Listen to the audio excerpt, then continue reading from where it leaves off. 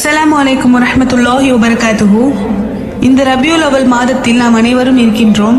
இந்த மாதத்தில் 12ஆம் தேதியை அல்லாவின் தூதர் அவர்களுடைய பிறந்த நாளாக, அதாவது மீலாதுன் நபியாக ஏராளமானோர் கொண்டாடுகின்றதை நாம் பார்க்க முடிகிறது. தெரு வீதிகளிலும் பள்ளிவாசல்களிலும் என்ன பண்ணுவாங்க, கலர் கலரான லைட்டுகளை போட்டு அந்த தெருவே அப்படியே என்ன செய்வாங்க, அப்படியே ஒளிமயமா இருக்கும்.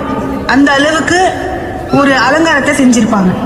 அதே மாதிரி ஆடல்கள் பாடல்கள் பெரிய பெரிய மைக்கு செட்டுகள்லாம் வச்சு ஒரு விழாவாகவே என்ன பண்ணுவாங்க, கொண்டாடுவார்கள். ஆனால் அல்லாஹ்வும் அல்லாஹ்வுடைய தூதர் அவர்களும் எந்த ஒரு இடங்களிலும் இந்த நாளை ஒரு மார்க்க விழாவாக கொண்டாடுங்கள் என்று சொன்ன ஆதாரம் எந்த இடத்துலயும் நாம பார்க்க முடியாது. அல்லாஹ் தன்னுடைய திருமறை குர்ஆன்ல சூரா அல் ஹஷர் 7வது வசனத்துல சொல்லி காட்டுறான், வமா அத்தகுமுர் ரசூலு ஃபகத்தஹு வமா நஹதக்கும் அனுஃபதஹு. நமக்கு அல்லாஹ் எதை வஹி மூலமாக இறக்குனானோ, எதை அல்லாஹ்வுடைய தூதர் தன்னுடைய வாழ்க்கை நெறியாக பின்பற்றார்களோ அதை நாம என்ன செய்ய வேண்டும், நம் வாழ்க்கையில் பின்பற்ற வேண்டும். எதை அல்லாஹ்வும் அல்லாஹ்வுடைய தூதர் அவர்களும் தடுத்தார்களோ அதை நாம் என்ன செய்ய வேண்டும், தடுத்து கொள்ள வேண்டும் அப்படின்னு அல்லாஹ் தன்னுடைய திருமறை குர்ஆன்ல சொல்லி காட்டுகின்றான். அதேதான் அல்லாஹ்வுடைய தூதர் அவர்களும் சொல்லி காட்டுகின்றார்கள், குல்லு முஹத்தத்தின் பிதா, மார்க்கத்தில் நீங்கள் எதை புதிதாக உருவாக்குகிறீர்களோ அது பிதத்தாகும். குல்லு பிதாத்தின் தலாலா, ஒரு பிதத்தான காரியங்களும் வழிகேடாகும். குல்லு தலாலத்தின் பின்னார், ஒரு வழிகேடும் நரகத்தில் கொண்டு போய் சேர்க்கும் அப்படின்னு சொல்லி காட்டுகின்றார்கள். அப்போ நாம செய்யக்கூடிய ஏராளமான விஷயங்கள் பிதத்தா தான் இன்னைக்கு இருக்கு. இன்னைக்கு காலகட்டத்துல எந்த விஷயத்தை நாம பிதத் இல்லாம அல்லாஹ்வும் அல்லாஹ்வுடைய தூதர் அவர்களும் கற்றுத்தந்த வழிமுறையில நடந்துட்டு இருக்கோம், அந்த வழிபோக்கில் நாம போயிட்டு இருக்கோமா? அதை கொஞ்சம் சிந்திச்சு பாருங்க.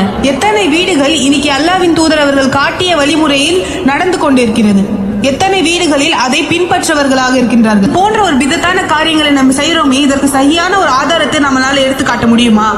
சரியான ஒரு ஹதீஸையும் சரியான அல்லாஹ்வால் சொல்லப்பட்ட ஒரு விஷயத்தையும் நாம எடுத்து அதை ஆதாரபூர்வமா காட்ட முடியுமா? அல்லாஹ்வின் தூதர் அவர்கள் ஏராளமான இடத்துல என்ன சொல்லி காட்டுகின்றார்கள், பிதத்தான செயல்கள் உங்களுக்கு நரகத்தை கொண்டு போய் சேர்க்கும் அப்படின்னு கடுமையாக அந்த ஒரு இடத்துலையும் எச்சரிக்கிறாங்களா இல்லையா?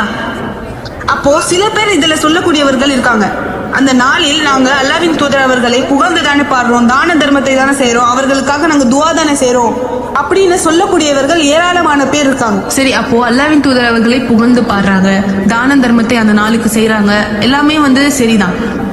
ஆனா அல்லாஹ்வின் தூதர் அவர்களுடைய காலகட்டத்தில் ஃபாத்திமா ரஸியல்லாஹு அன்ஹா தன்னுடைய மகள் உயிரை வைத்திருந்தார்கள். அல்லாஹ்வின் தூதர் அவர்கள் ஈர கொலை என்று சொல்வார்கள். அப்படிப்பட்ட மகளுடைய குழந்தைகள் மேல எவ்வளவு பாசம் இருந்திருக்கும் ஹசேன் ஹுசேன் அவர்கள் மேல. பள்ளிவாசலுக்கு போகும்போது ஹசேன் ஹுசேன் அவர்களை தோளில் சுமந்து கொண்டு அல்லாஹ்வின் தூதர் அவர்கள் போவாங்க. இப்போ ஏன் நாமளே தன்னுடைய மகள் மேல எவ்வளவு ஒரு பாசமா இருந்திருப்போம். அப்படிப்பட்ட மகளுடைய குழந்தைகள் அவங்களை